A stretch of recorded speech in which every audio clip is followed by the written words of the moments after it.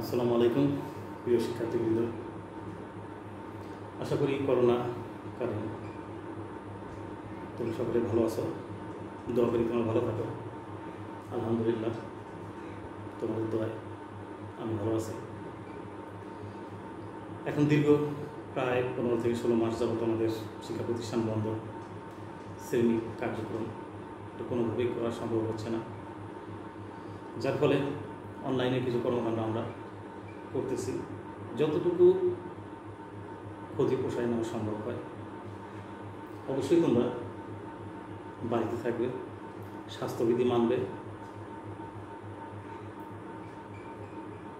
এবং স্বাস্থ্যবিধি শুধু মানার না, নিজেরা মানবে না, তোমরা অবশ্যই তোমাদের আশেপাশে যারা আছে, তোমাদের গুরুজন যারা আছে, এদের সঙ্গে এই বিষয়গুলো নিয়ে ডিসকাস করবো।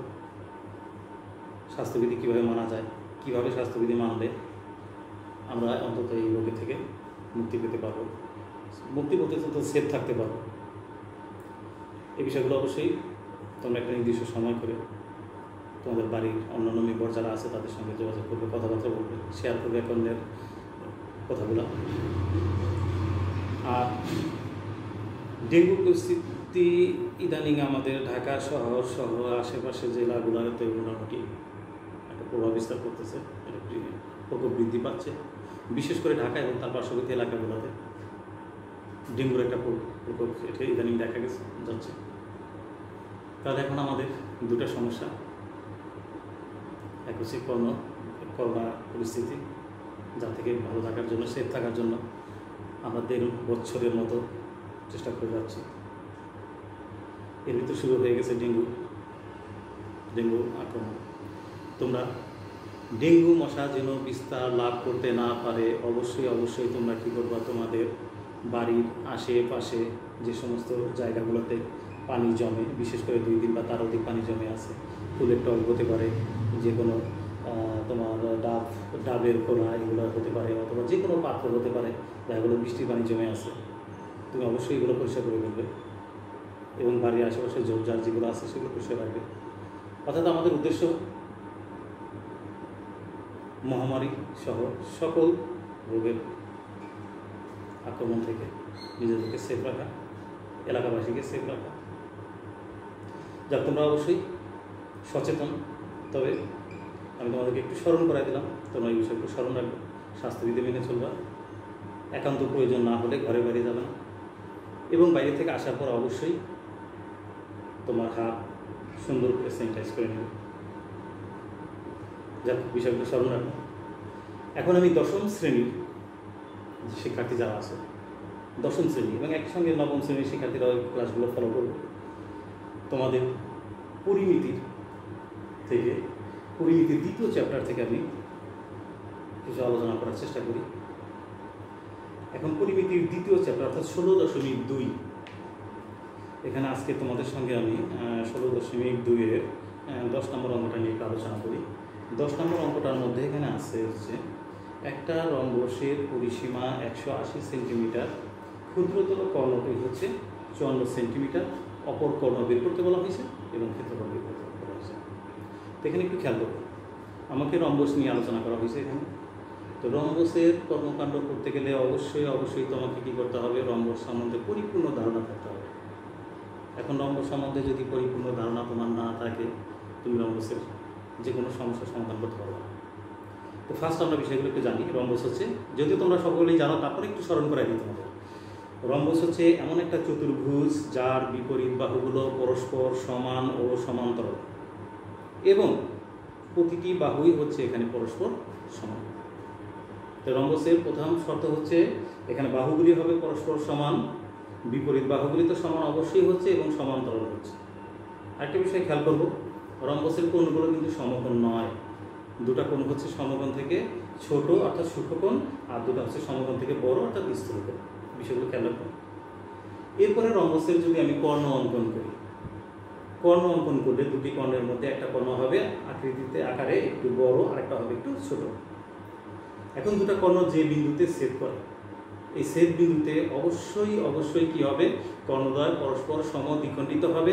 এবং একই সঙ্গে আরেকটা কথা একটু মনে রাখবে, এখানে এই ছেদ বিন্দুতে প্রত্যেকটা কোণের মান হবে সমকোণ, অর্থাৎ রম্বসের কর্ণদ্বয় পরস্পরকে সমকোণে সমদ্বিখণ্ডিত করে। এখন আরেকটা বিষয় এখানে আমাদের জানার প্রয়োজন আছে, সেটা হচ্ছে রম্বসের ক্ষেত্রফল। রম্বসের ক্ষেত্রফলটা বের করার জন্য কি করব, এখানে রম্বসের দুটো কর্ণ তৈরি হয়ে গেলে বা জানা গেলে দুটা কর্ণের গুণফল করবো, তাকে অর্ধেক করে করবো। দুটা কর্ণের গুণফলকে আমরা অর্ধেক করবো, অর্থাৎ হাফ ইন্টু কর্ণদ্বয় গুণফল। এই হচ্ছে রম্বসের ক্ষেত্রফল। দেখ আমরা সমস্যাটা সমাধান করার চেষ্টা করি। আর এটা সমাধানের জন্য আমরা বোর্ডে একটা ছবি আমি আঁকার চেষ্টা করি, একটা আনুমানিক একটা ছবি।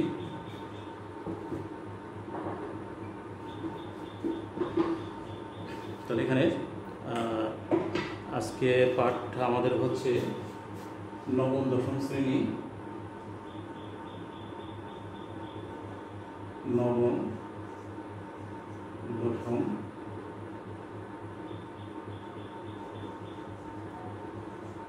শ্রেণী, নবম দশম। এখানে আমরা অনুশীলনীটা নিয়ে হচ্ছে 16.2 নবম দশম শ্রেণীর পরিমিতি অংশ থেকে আমি এখন আলোচনা করতেছি। এবং এখানে আজকে আলোচনার ভিতরে আমার থাকবে হচ্ছে 10 নম্বর সমস্যাটা নিয়ে আলোচনা করবো আমি। 10 নম্বর সমস্যাটায় এখানে একটা রম্বস নিয়ে আলোচনা করা হয়েছে। আমরা একটা রম্বসের মডেল একটা ছবি অঙ্কন করি।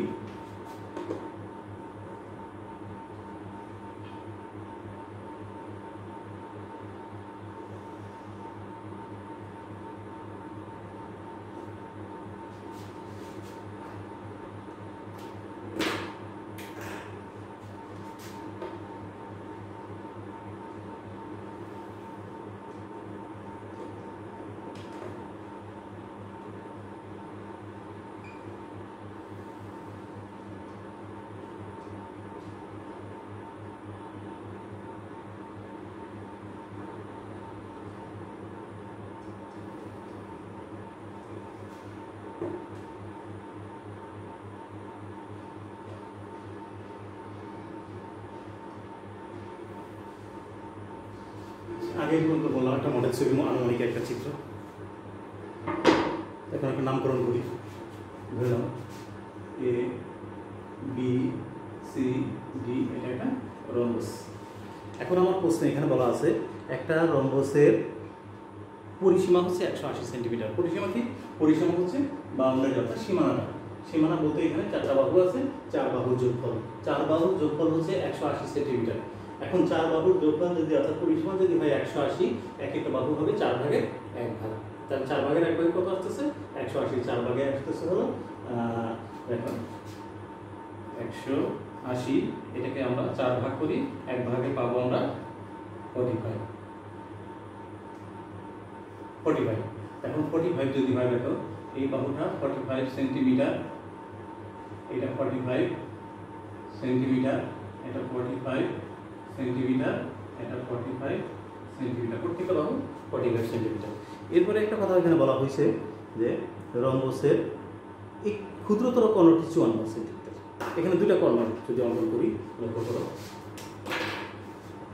বি আর ডি, এটাকে যদি আমি যুক্ত করে দেই, এই বিডি একটা কর্ণ এবং এটা হচ্ছে ক্ষুদ্রতর কর্ণ। আবার যদি আমরা এর সঙ্গে সি যুক্ত করি,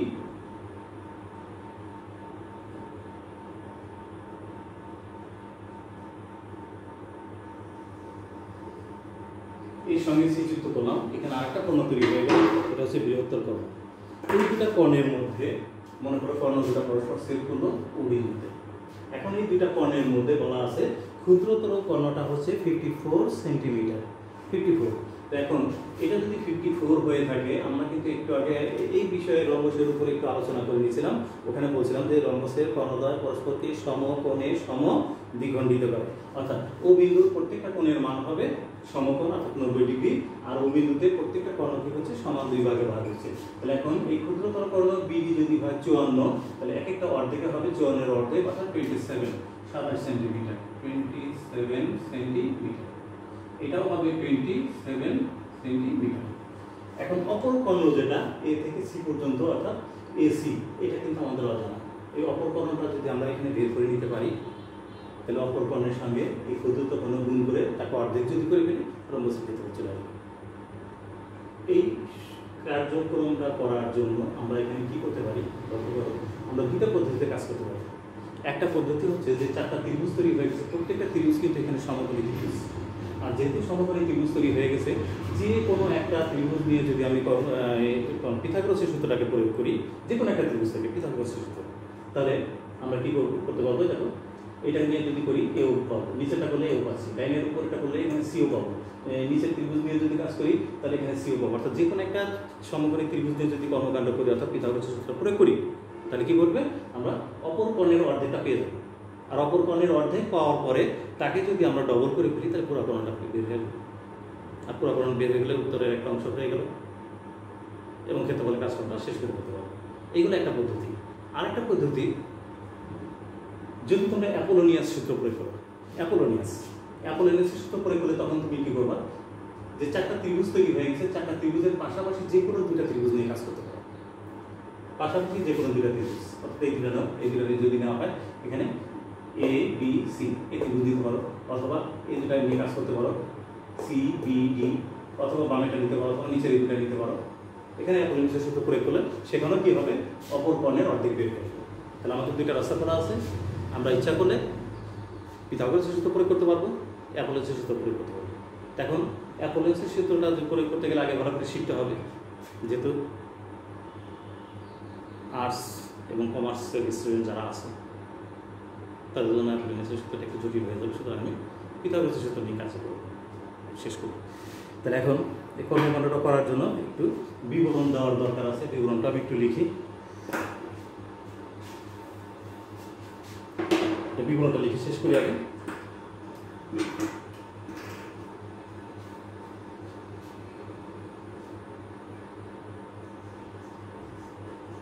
চিত্রে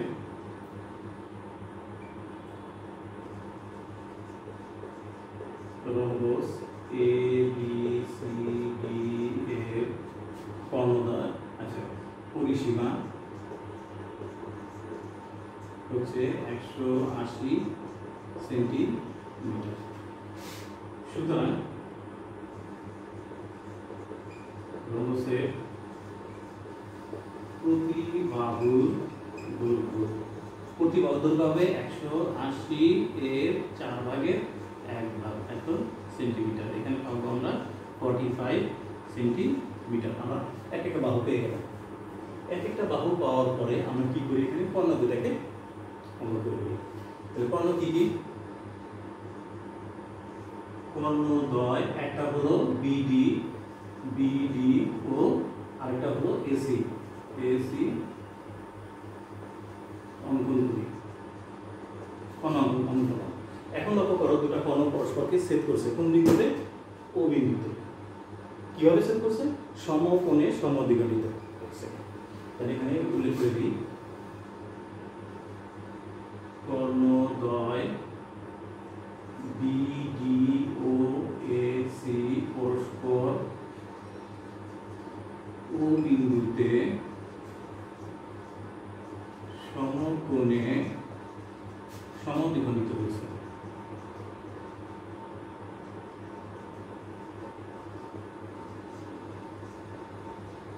কর্ণদ্বয় ও বিন্দুতে পরস্পর সমকোণে সমদ্বিখণ্ডিত হয়েছে। ক্ষুদ্রতর কর্ণ বিডি এর মান দ্বারা আছে 54 সেন্টিমিটার।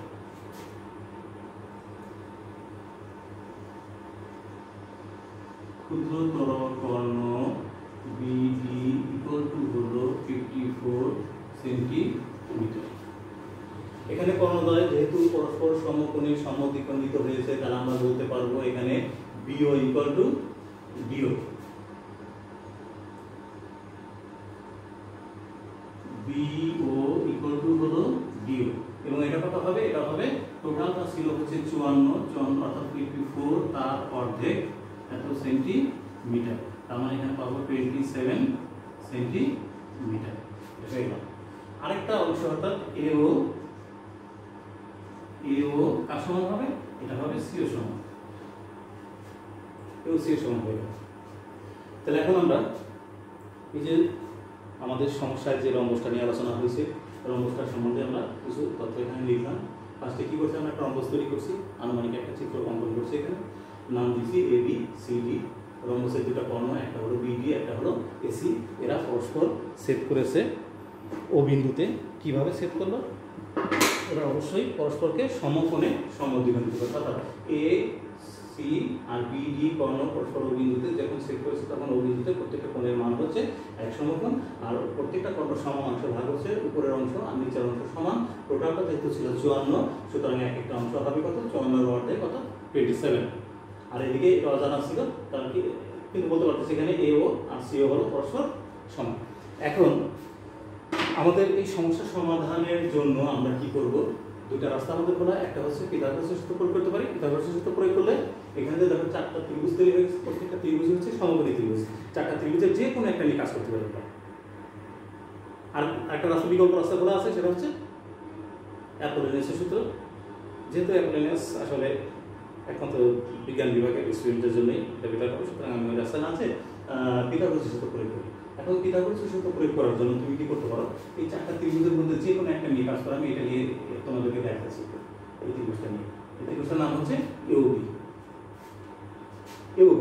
আচ্ছা, এখন আমার বোর্ডের অংশটা মুছে ফেলি বাকি কাজটা করার জন্য।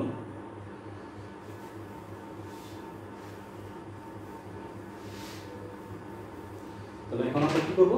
যে কোনো চারটা ত্রিভুজের ভিতরে যে কোনো একটা নিয়ে কাজ করবো। আমরা এটা নিতেছি, এখানে সমকোণী ত্রিভুজ AOB হতে পিথাগোরাসের সূত্র মতে। পিথাগোরাসের সূত্র কি ছিল? অতিভুজ স্কয়ার একদিকে এবং লম্ব এবং ভূমির স্কয়ার আরেকদিকে। এখন লক্ষ্য করো, এই কোণটা যেহেতু সমকোণ, সুতরাং তার বিপরীতের এই বাহুটা হচ্ছে অতিভুজ। তাহলে এখানে আমরা বলতে পারি AB স্কয়ার ইকুয়াল টু হলো O A by O square, AO square, আর একটা হলো BO স্কয়ার স্কয়ার, বা AB স্কয়ার ইকুয়াল টু AOটা অজানা, এটা থাক, যোগ আছে BO, BOতে ব্যবহার করতে পারি 27 তার উপরে স্কয়ার, বা AB square equal two AO square plus 27 square করলে 7 7 49 9 আর হলো 4 7 14 18 ইনটু হচ্ছে 27 দুগুণে 54, এখানে 9 8 4 12 2 হাতে 1 729, এখানে আসতেছে 729। আর এখানে যে AB ছিল, AB মানটাকে প্রয়োগ করে দিই, এখানে দিয়ে দিই, সরি খেয়াল করি নেই।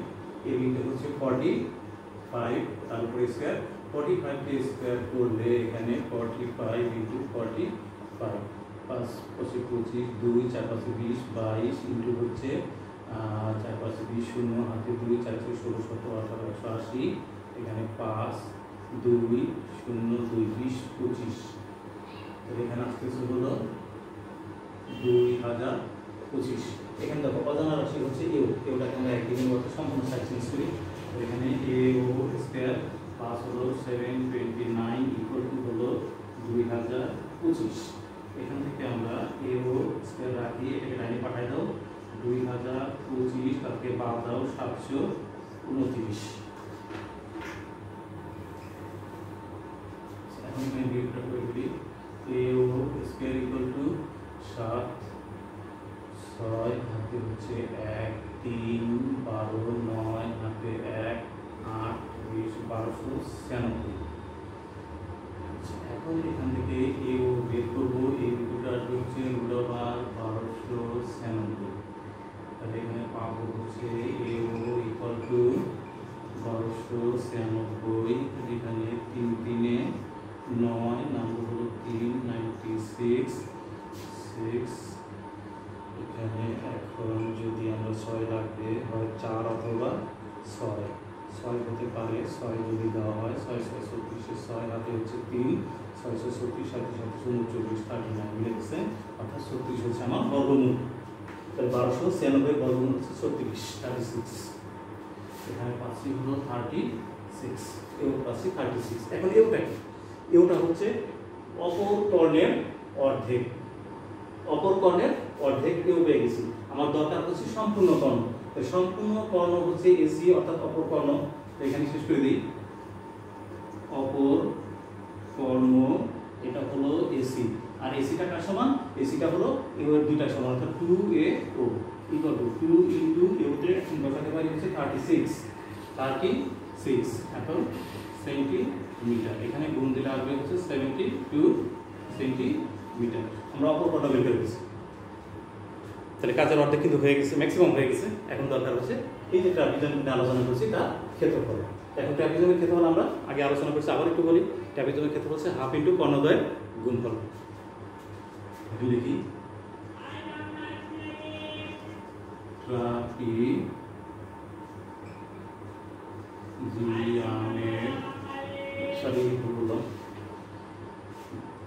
আমি রম্বস নিয়ে আলোচনা করতেছিলাম, যে কোনো ভাবেই হোক ট্রাপিজম বলে হচ্ছে রম্বস।